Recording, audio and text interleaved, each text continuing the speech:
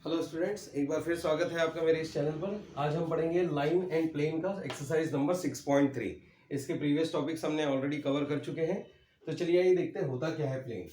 Plane मतलब ऐसी चीज होती है, प्लेन इज ए सरफेस। क्या होगा? Surface such that two points lie on it. किसी भी एक सरफेस के ऊपर अगर कोई भी दो पॉइंट्स रहते हैं then the entire line joining them lies on it. इसका मतलब क्या हुआ कि देखिए, जैसे कि अगर हमारे पास है एक्स एक्सिस और वाई एक्सिस, ये एक हमने क्वाड्रेंट ले लिया। अगर हमने बोल दिया कि यहाँ पर कोई भी दो पॉइंट्स हैं और ये क्या कर रहे हैं, एक प्लेन में लाई कर रहे हैं और एक प्लेन में लाई कर रहे हैं, इसका मतलब ये हो गया कि ये जो इन दोनों पॉइंट्स को ज्वाइन करते हुए जो भी लाइन भी अगर हम ड्रॉ करेंगे तो ये पूरी की पूरी कंप्लीट लाइन उस प्लेन में आ जाएगी। तो ये होता है प्लेन, है ना। तो प्लेन के अलग अलग इक्वेशंस होते हैं। तो इक्वेशंस क्या होते हैं हमारे पास? है इक्वेशन ऑफ प्लेन। अब इसमें भी अलग अलग कंडीशंस होगी। Equation of a plane passing through a point, कहां से पास होगा? एक पॉइंट से, and perpendicular to the given vector. किसी भी वेक्टर को क्या हो सकता है? ये परपेंडिकुलर भी हो सकता है।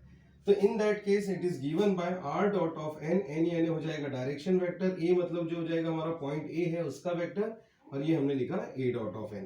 इसी को हम कैसे लिख सकते हैं? r dot of n equals to p। n क्या है यहाँ पर? यूनिट वेक्टर है। n क्या है यहाँ पर? Unit vector, direction vector upon its magnitude के इक्विवेलेंट। तो अब हम देखेंगे न्यूमेरिकल्स जब हम सॉल्व करेंगे तो इन इक्वेशंस का हम यूज करेंगे। सो देखिए, इक्वेशन ऑफ ए प्लेन अगर बोला जाए किसी भी एक पॉइंट से and perpendicular to any given vector, तो हमको एक वेक्टर गिवन रहेगा, उसको हम लेके सिंप्लीफाई करेंगे। अब देखिए, दूसरा भी हो सकता है, ये होता है हमारे पास वेक्टर इक्वेशन होता है। इस टाइप के इक्वेशन को हम क्या डिफाइन करते हैं? वेक्टर फॉर्म बोला जाता है। वेक्टर इक्वेशन बोलिए, या फिर हम बोल सकते हैं इसको वेक्टर फॉर्म। फिर देखिए, equation of a plane passing through the point, किसी भी एक पॉइंट से पास हो रहा है and perpendicular to the line. अब यहाँ पे क्या बात कर रहे हैं हम? डायरेक्शन रेशियोज हमको गिवन रहेंगे, और डायरेक्शन रेशियोज क्या है हमारे? ए बी एंड सी है। पॉइंट भी है, परपेंडिकुलर भी, और साथ में क्या है? डायरेक्शन रेशियोज भी हमको गिवन रहेंगे। तो क्या हो जाएगा in that case? A x minus x one, b y minus y one, c z minus z one. तो इसी इक्वेशन को हम बोलते हैं Cartesian form of an vector plane. Cartesian form of a plane बोला जाता है, और ये कौन सा होगा हमारे पास में? वेक्टर इक्वेशन होगा।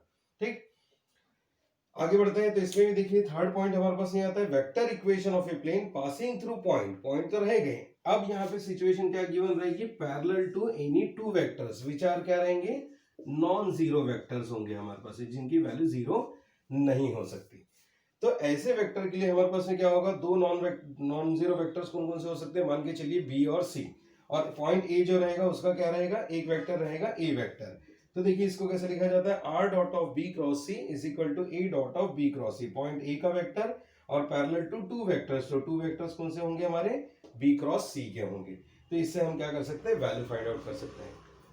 कभी कभी हमको पूछा जाता है find the Cartesian equation of plane, तो इसको हम लिखते हैं lx plus m y plus n z equals to P के फॉर्म में। अब ये क्या है? एलिमेंट क्या होते हैं यहाँ पर? Direction cosines. अगर हमको डायरेक्शन कोसाइन गिवन है तो हम यहाँ पे इस फॉर्म में हम क्या कर सकते हैं? इसका इक्वेशन लिख सकते हैं। Of A perpendicular drawn from the origin, origin से हम जो क्या करेंगे? परपेंडिकुलर ड्रॉ करेंगे।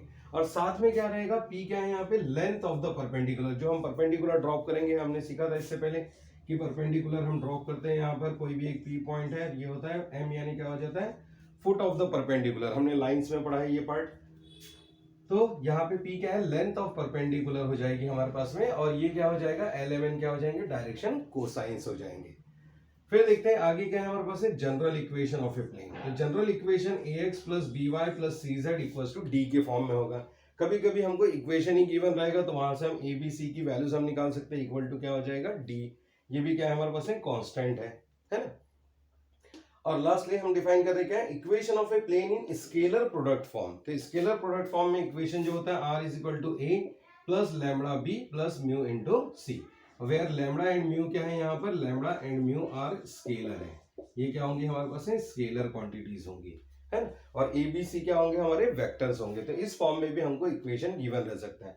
मान के चलिए इस फॉर्म में इक्वेशन गिवन है और हमको बोल दिया कि पैरेलल टू द वेक्टर्स, तो ए की वैल्यू, बी की वैल्यू और सी की वैल्यू हम फाइंड आउट कर सकते हैं। तो यहाँ से क्या निकल जाएगा? R dot of b cross c हम फाइंड आउट कर सकते हैं। तो ये हुआ जनरल पार्ट प्लेन्स के बारे में। तो आप इसको अच्छे से नोट डाउन कर लीजिए, फिर ही न्यूमेरिकल्स पे जाइएगा, क्योंकि अगर आपको ये बेसिक फॉर्मूलेज अगर याद रहेंगे तो आप ये न्यूमेरिकल इजीली सिंप्लीफाई कर पाएंगे। तो चलिए जल्दी से स्क्रीनशॉट लीजिए इसका।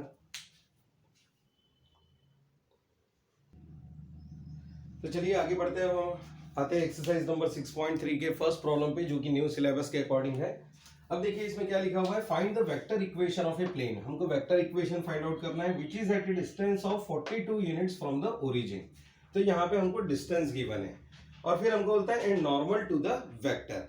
और किस वेक्टर के नॉर्मल है हमारे पास है, इस वेक्टर के परपेंडिकुलर है। नॉर्मल मतलब क्या हो जाएगा, परपेंडिकुलर। तो देखिए हम कैसे सिंप्लीफाई कर सकते हैं इसको, सिंपली हम क्या बोल सकते हैं, let n be the, n b क्या हो जाएगा, direction vector normal to the vector, और नॉर्मल टू द वेक्टर हो जाएगा हमारे पास है। और पी क्या है यहाँ पे, एंड पी मान लेते हैं be the length of perpendicular. P क्या हो जाएगी, लेंथ ऑफ परपेंडिकुलर, जैसा कि अभी हमने थोड़ी देर पहले लास्ट में डिफाइन किया। लेंथ पी क्या होती है, लेंथ ऑफ परपेंडिकुलर हो जाता है।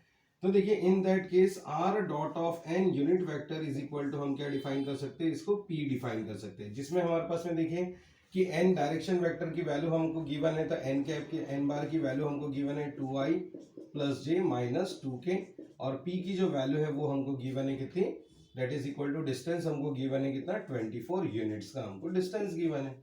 अब डिस्टेंस अगर गिवन है तो यूनिट वेक्टर मतलब क्या हो जाता है, यूनिट वेक्टर मतलब होता है direction vector upon its magnitude कहलाता है।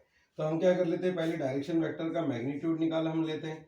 तो डायरेक्शन वेक्टर का मैग्नीट्यूड यानी क्या हो जाएगा, इसका अंडर रूट में स्क्वायर हो जाएगा, 2 का स्क्वायर प्लस 1 का स्क्वायर माइनस प्लस माइनस 2 का square. So that will be equals to 4 plus 4 8 plus 1 9, तो ये आ जाएगा हमारे पास में 3।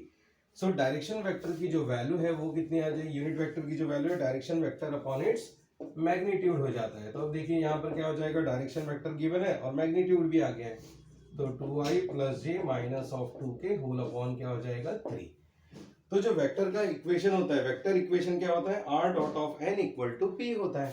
सो वेक्टर इक्वेशन हम डिफाइन करेंगे, vector equation of plane will be given by r dot of n is equal to p हो जाएगा।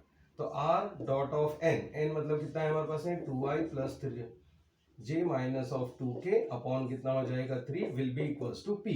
p will be is given 42 units. तो ये हमको 42 यहाँ पर हमको गिवन है, या तो फिर 42 को हम क्या कर सकते हैं, इधर लाके मल्टीप्लाई भी कर सकते हैं, या इसको इसी फॉर्म में भी रहने दिया जाए तो कोई दिक्कत नहीं, लेकिन फिर भी चलिए मल्टीप्लाई कर देते हैं।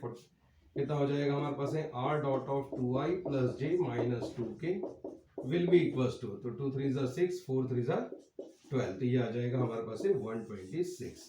तो ये होगा हमारे पास vector equation of a plane. तो वेक्टर इक्वेशन ऑफ प्लेन पूछा तो हमने कौन सा फॉर्मूला अप्लाई किया, वेक्टर इक्वेशन ऑफ प्लेन का, जिसमें हमको डिस्टेंस भी गिवन था और डायरेक्शन वेक्टर भी गिवन था। तो डायरेक्शन वेक्टर से हमने यूनिट वेक्टर निकाला, यूनिट वेक्टर से हम क्या कर सकते हैं, इसका इक्वेशन हम फाइंड आउट कर सकते हैं। तो चलिए जल्दी से स्क्रीनशॉट लीजिए। आगे बढ़ते हैं अब हमारे क्वेश्चन नंबर 2 पर। क्वेश्चन नंबर 2 में देखिए क्या बोला है, find the perpendicular distance of the origin. हमको सिंपली डिस्टेंस फाइंड आउट करके देना है फ्रॉम द प्लेन। तो देखिए यहाँ पे एक प्लेन का इक्वेशन हमको गिवन है, तो प्लेन का इक्वेशन गिवन रहा तो हम डिस्टेंस बहुत ही आसानी से निकाल सकते हैं। यहाँ पर देखिए क्या हो जाएगा, 6x minus 2y plus 3z minus 7 equal to 0। तो ये हमको इक्वेशन गिवन है, तो हम इसी को क्या लिख सकते हैं, 6x minus 2y plus 3z will be equal to 7। और इसको हम कंपेयर कर सकते हैं किससे, ax plus by plus cz equals to d, जो कि क्या हो जाएगा, जनरल इक्वेशन ऑफ प्लेन होता है ना। तो इसमें से देखिए हम क्या बनाएंगे, एक डायरेक्शन वेक्टर हम बना लेंगे। तो डायरेक्शन इसमें क्या करेंगे, जो कोऑर्डिनेट्स हमको गिवन है इनके हम क्या करेंगे, मैग्नीट्यूड हम फाइंड आउट करेंगे। तो मैग्नीट्यूड देखिए इसका क्या आने वाला है, 6 का स्क्वायर प्लस माइनस 2 का स्क्वायर प्लस 3 का square, that will be equals to, ये क्या हो जाएगा हमारे पास, सबसे पहले मैग्नीट्यूड निकाल लीजिए, 36 plus 4 plus 9 that will be equals to हो जाएगा रूट ऑफ 49, और ये हो जाएगा रूट ऑफ 49 मतलब हो जाएगा 7 का स्क्वायर, है ना। तो अब देखिए हम सबसे पहले क्या करते हैं, अगर इक्वेशन ऑफ प्लेन अगर हमको गिवन है तो सीधे सीधे क्या कर दीजिए, उसका मैग्नीट्यूड फाइंड आउट कर लीजिए। और मैग्नीट्यूड फाइंड आउट करने के बाद हम क्या कर लेते हैं, इस पूरे इक्वेशन को हम डिवाइड कर देंगे जो भी इसका मैग्नीट्यूड आएगा, क्योंकि होता है direction vector upon its magnitude, r dot of n equal to p। तो देखिए यहाँ पर सिंपली हम क्या कर सकते हैं, इसको dividing each term of equation 1 by 7 यानी कौन सी वैल्यू है, जो कि हमने मैग्नीट्यूड फाइंड आउट किया हुआ है। तो चलिए इसको डिवाइड कर देते, तो क्या आ जाएगा, 6x plus 2y plus minus 2y plus 3z whole upon 7/7 will be equals to 7/7। That means कि हमारे पास क्या आ जाएगा 6/7 of x minus 2/7 of y plus 3/7 of z equal to आ जाएगा 1। तो ये देखिए ये होता है normal equation of a plane. इससे इक्वेशन को हम क्या डिफाइन करते हैं, नॉर्मल इक्वेशन ऑफ प्लेन। और जो हमारे पास राइट हैंड साइड में आएगा वो क्या रहेगा, distance of perpendicular from the origin. तो ये क्या हो जाएगा, so therefore distance of perpendicular from the origin is equal to कितना हो जाएगा 1 यूनिट का हो जाएगा। तो बस सिंपल मैनर में क्या कीजिएगा, अगर कभी भी आपको इक्वेशन ऑफ प्लेन गिवन है तो इसका क्या कीजिए, एक्स वाई जेड के कोऑर्डिनेट्स का हम क्या निकाल लेंगे, मैग्नीट्यूड फाइंड आउट करेंगे और पूरे इक्वेशन को हम डिवाइड करेंगे। तो जो भी राइट हैंड साइड में वैल्यू मिलेगी वो क्या रहेगा, हमारा distance of perpendicular from the origin रहेगा। आप चाहे तो इसको दूसरे तरीके से भी सॉल्व कर सकते थे, r dot of n is equal to p लेके तो n निकालेंगे तो क्या होगा, direction vector upon its magnitude आएगा और फिर इक्वेशन को हम डिवाइड कर सकते हैं। लेकिन ये बहुत आसान तरीका है, आप इसी को फॉलो कीजिए क्योंकि हम सारे प्रॉब्लम इसी वे में लेंगे। तो चलिए आगे बढ़ते हैं, अब हम देख लेते हैं क्वेश्चन नंबर 3। क्वेश्चन नंबर 3 में आप देखिए क्या बोला हुआ है। क्वेश्चन नंबर 3 में बोला है find the coordinates of the foot of the perpendicular. हमको क्या निकालने हैं, कोऑर्डिनेट्स निकालने हैं, coordinates of foot of perpendicular. Coordinates हमको फाइंड आउट करने और आगे बोला है हमको यस हाँ perpendicular drawn from the origin in the plane 2x plus हमको गिवन है 6y minus 3z is equal to ये हमको गिवन है 63 के इक्विवेलेंट। तो देखिए फिर से ये हमारे पास कौन सा फॉर्मेट है, जनरल इक्वेशन का फॉर्मेट है। तो जनरल इक्वेशन का फॉर्मेट है तो मैंने अभी आपको बताया कि इसका हम क्या कर लेंगे, मैग्नीट्यूड निकाल लेंगे, अंडर रूट में इनका कोएफिशिएंट का स्क्वायर करेंगे, 2 का स्क्वायर प्लस 6 का स्क्वायर प्लस माइनस 3 का square that will be equals to 4 plus 36 plus 9 again ये कितना आ रहा है रूट ऑफ 49। तो ये कितना हो जाएगा हमारे लिए 7। और 7 जब आ जाएगा तो हम क्या कर लेंगे, इसको पूरे इक्वेशन को हम डिवाइड कर लेंगे कैसे, 7 से। तो डिवाइडिंग इक्वेशन 1 बाय 7 तो क्या हो जाएगा हमारे पास है 2/7 of x plus 6/7 of y minus 3/7 of z will be equals to 63/7। तो 7 9 से 63 होता है तो that will be equals to क्या आ जाएगा हमारे पास में 9, ये वैल्यू हमारे पास में आ जाएगी। तो अब देखिए यहाँ पे हमारे पास ये डायरेक्शन कोसाइंस भी लिख सकते हैं हम इसको हम इसी फॉर्मेट में भी रीड कर सकते हैं, Lx plus my plus nz will be equals to क्या हो जाता है हमारे पास है d के बराबर हो जाता है। तो देखिए L की वैल्यू, M की वैल्यू और N की वैल्यू आ जाएगी। तो L will be equals to 2/7, M will be equals to 6/7 and N will be equals to minus 3/7। मैंने आपको स्टार्टिंग में फॉर्मूला बताया था, फॉर्मूले की लिस्ट आप चेक कीजिए। ये कौन सा होता है हमारे पास है, डायरेक्शन कोसाइंस अगर हमारे पास में है तो हम ये फॉर्मेट हम यूज कर सकते हैं। और डायरेक्टली अगर equation of plane general form में है तो हमारे पास ये फॉर्मेट होता है ना, ax plus by plus cz के फॉर्म में। तो देखिए अब हमारे पास क्या हो जाएगा, तो इसके कोऑर्डिनेट्स क्या होंगे। तो कोऑर्डिनेट्स हमने लाइंस में भी पढ़ा था ऐसा, coordinates of foot of perpendicular will be given by LP MP और ये हो जाएगा will be equal to NP। तो L की वैल्यू हमारे पास में है और N की P के पॉइंट के हमारे पास में वैल्यूज भी अवेलेबल है।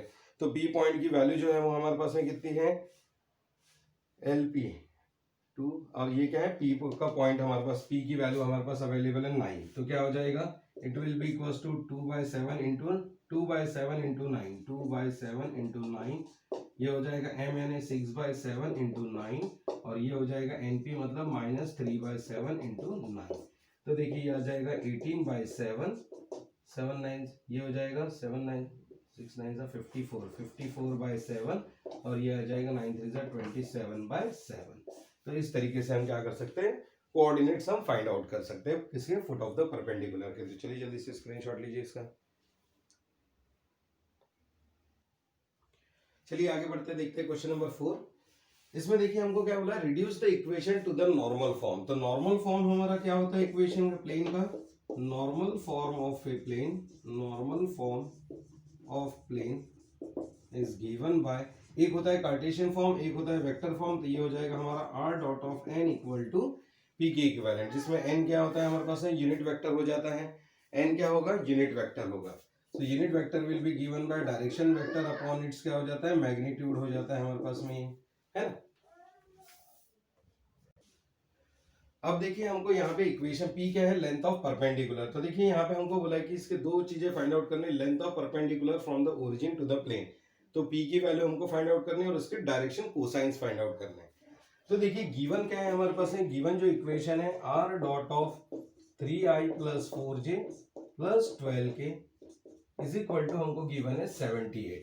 तो n क्या है यहाँ पर डायरेक्शन वेक्टर, और डायरेक्शन वेक्टर कैसा है नॉर्मल है, इसको direction vector is given by, तो ये डायरेक्शन वेक्टर हमारे पास में क्या हो जाएगा n will be equals to 3i plus 4j plus 12k, r dot of n हम डिफाइन करते हैं, तो ये डायरेक्शन वेक्टर होता है हमारे पास में। इसी का अगर हम मैग्नीट्यूड निकाल ले तो क्या आ जाएगा, देखिए 3 का स्क्वायर प्लस 4 का स्क्वायर प्लस 12 का square, that will be equals to कितना 9 plus 4 plus 1 sorry 9 plus 16 plus 144, that will be equals to under root of 169, और 169 का स्क्वायर रूट होता है 30।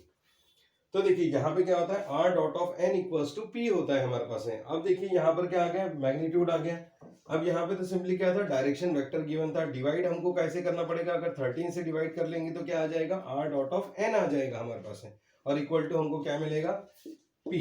तो since r dot of n vector is equal to क्या होता है p होता है, सो डिवाइडिंग हम क्या कर सकते हैं डिवाइड कर सकते हैं, डिवाइडिंग इक्वेशन नंबर 1, इक्वेशन 1 इसको हम नाम दे देते हैं सपोज इक्वेशन नंबर 1 बाय जो भी हमारा मैग्नीट्यूड है उससे हम इसको डिवाइड कर देते हैं बाय 13।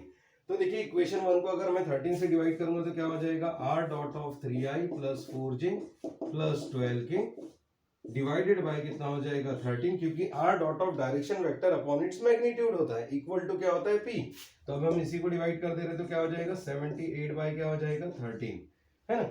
तो ये देखिए हमारे पास में क्या आ जाएगा r dot of 3 by 13 of i plus 4 by 13 of j plus 12 by 13 of k will be equivalent to ये आ जाएगा 6 टाइम्स। तो देखिए ये जो होगा हमारे पास में क्या हो जाएगा परपेंडिकुलर, लेंथ ऑफ परपेंडिकुलर हो जाएगी, और ये क्या हो जाएंगे direction cosines. So therefore length of perpendicular will be, length of perpendicular is equal to हो जाएगा 6 यूनिट्स, और इसके जो डायरेक्शन कोसाइंस है वो क्या हो जाएंगे हमारे direction cosines will be equals to 3 by 13, 4 by 13 and 12 by 13। तो इस तरीके से ये हमारे पास में क्या आ जाएंगे डायरेक्शन कोसाइंस आ जाएंगे। तो चलिए जल्दी से स्क्रीनशॉट लीजिए इसका। चलिए आगे बढ़ते हैं, क्वेश्चन नंबर 5 देखिए क्या बोलता है, find the vector equation of a plane. फिर से हमको वेक्टर इक्वेशन फाइंड आउट करना है, passing through the point having position vector. तो देखिए यहाँ पे हमको एक इसके पोजीशन वेक्टर गिवन है पॉइंट के, and perpendicular to the vector, तो डायरेक्टली दो वेक्टर्स हमको गिवन है। तो देखिए हमने स्टार्टिंग सबसे पहला फॉर्मूला हमने लिखा था equation of a plane passing through the point and perpendicular to the vector. तो इन दैट केस क्या हो जाता है हमारे पास में r dot of n will be equals to a dot of n vector हो जाता है। a क्या है, a is the position vector of point a हम डिफाइन करेंगे। तो देखिए a की वैल्यू हमारे पास में अवेलेबल है i plus j plus k, और डायरेक्शन वेक्टर किस डायरेक्शन में जा रहा है परपेंडिकुलर टू द वेक्टर, तो डायरेक्शन वेक्टर की वैल्यू भी हमारे पास में है 4i plus 5j plus 6k। तो देखिए अब हम क्या कर सकते हैं, पहले a dot n find out कर सकते हैं।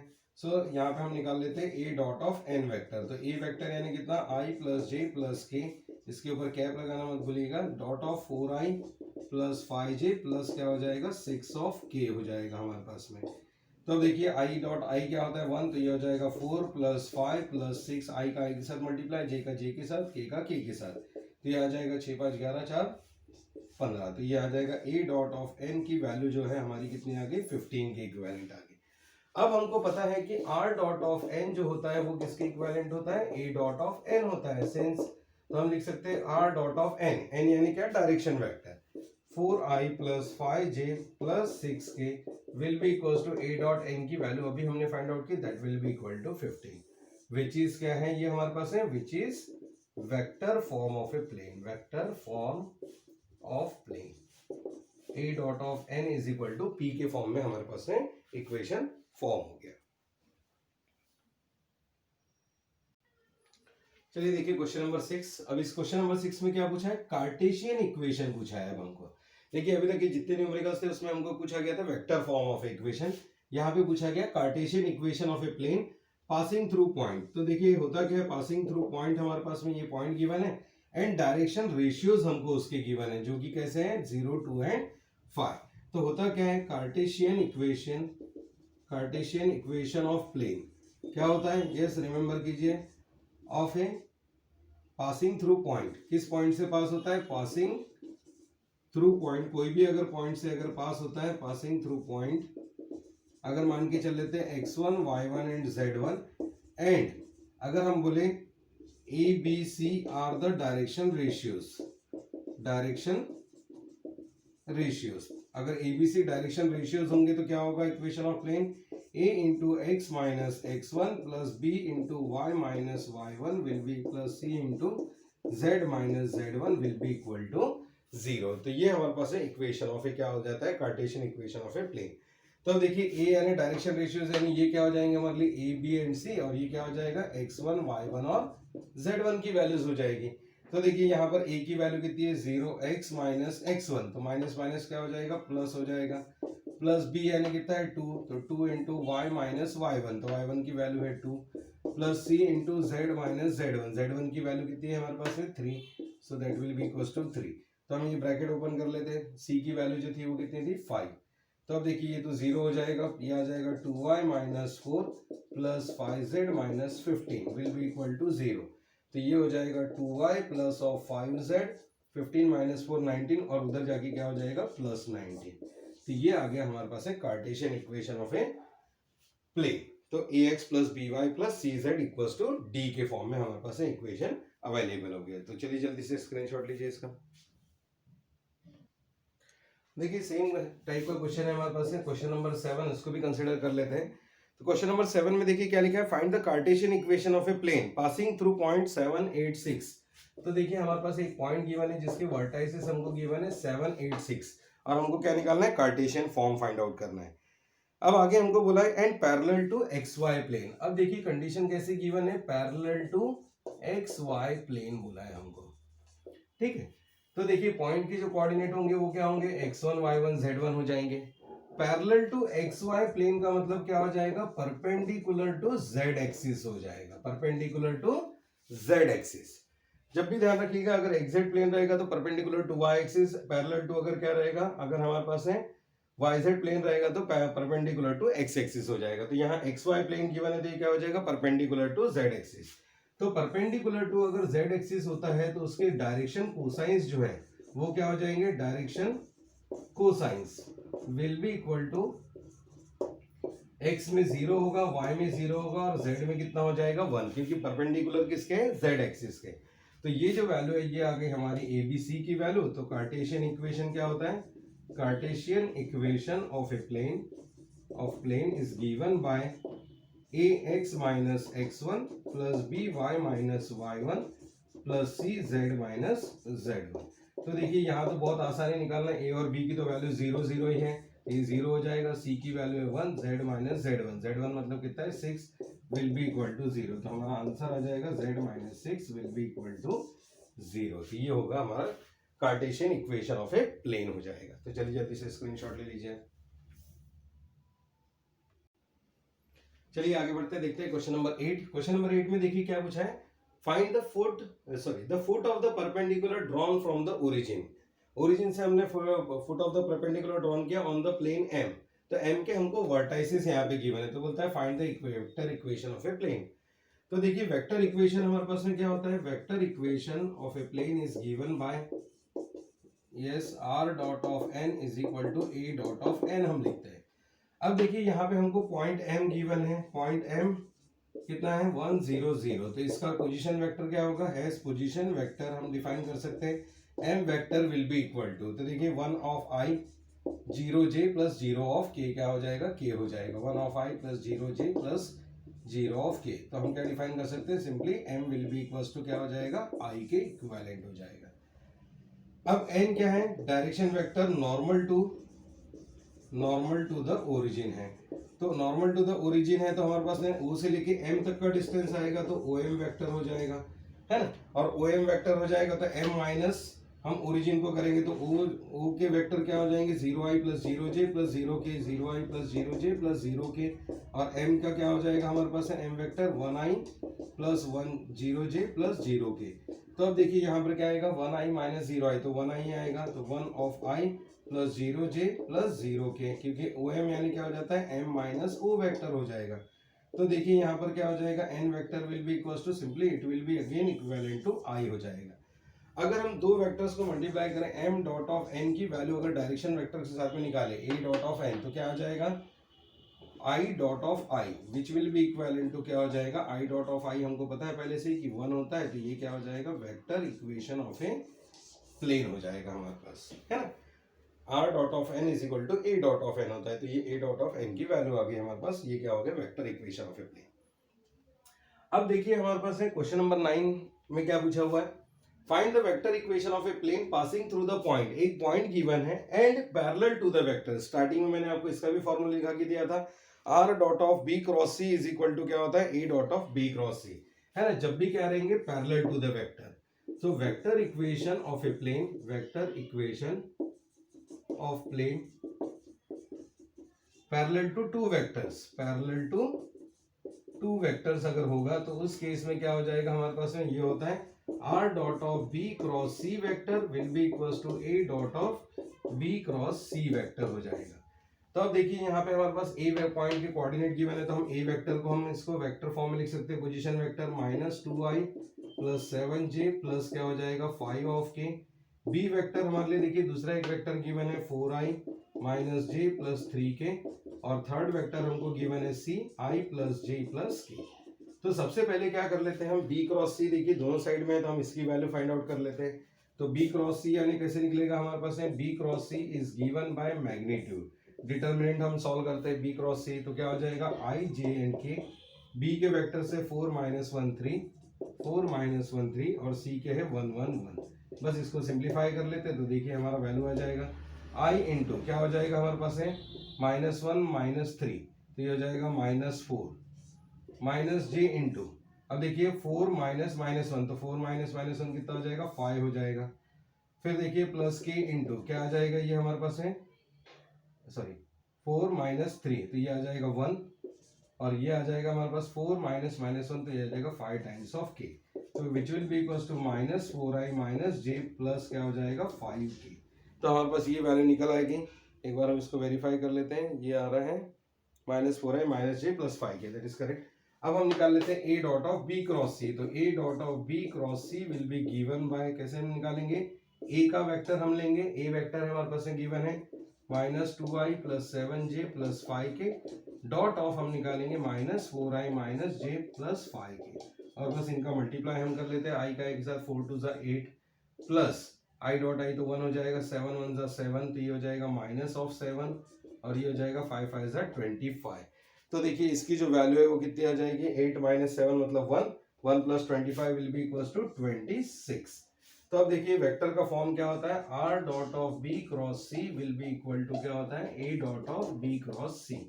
तो बस यहाँ पे वैल्यू सब्स्टिट्यूट कर लीजिए, r dot of b cross c, तो b क्रॉस c की जो वैल्यू है वो कितनी आई थी minus 4i minus j plus 5k, और फिर यह है a dot of b cross c की वैल्यू 26। तो देखिए फिर से आ गया r dot of n equal to p के फॉर्म में आ गया हमारे पास वेक्टर।